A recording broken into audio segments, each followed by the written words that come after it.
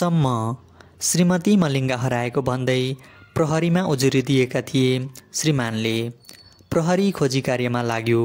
केही दिनपछि जङ्गलमा भेटिएको अज्ञात कङ्काललाई उनकै श्रीमतीको हो भनेर श्रीमान सुरेशमाथि हत्या आरोप लगाइयो र उनी 2 वर्ष जेल परे।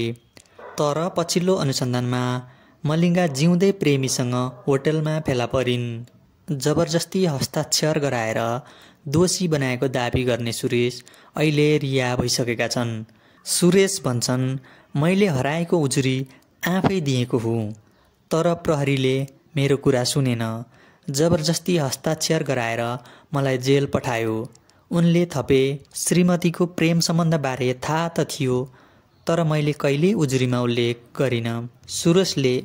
सुरेशले 1 लाख भारतीय रुपैयाँ तिर्न नसक्दा लामो समय जेल बस्नु परेको थियो।